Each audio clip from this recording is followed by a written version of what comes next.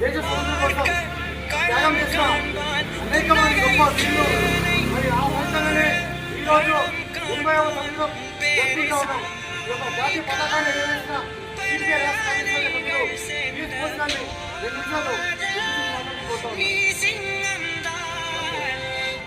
ఈరోజు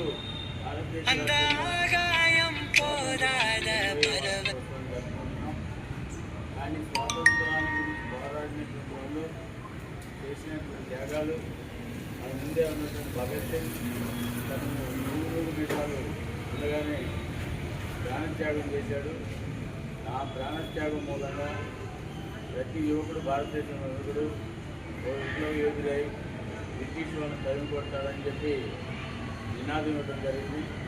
ఆ రకంగానే దేశంలో ఉన్నటువంటి యువతంతా కూడా స్ఫూర్తిదాయకమైనటువంటి భగత్ సింగ్ ద్వారా భారతీయ స్వాతంత్రంలో పాల్గొన్నారు.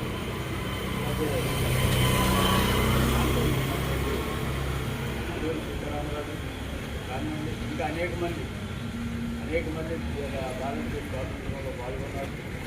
వాళ్ళ ఆశీర్వదించినటువంటి భారతదేశంలో కావాలి. మా పరిపాలన మేము చేసుకుంటాం.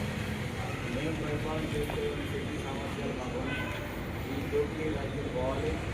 మా దేశాన్ని మాకు స్వాతంత్రం కావాలని పోరాటం చేశారు, ప్రాణాలు అర్పించారు, రక్తదాపం చేశారు, ఆస్తులు జాతి విజయానికి అంకితం చేశారు. ఆ రకంగా మనకి భారతదేశాన్ని స్వాతంత్రం. ఆ రోజున స్వాతంత్రం వస్తే దేశంలో ఉన్నటువంటి ఫలితాలు ఏవైతే ఉన్నాయో, సంపద ఏదైతే ఉందో, సంపద వచ్చిన ఉత్పత్తి లాభాలు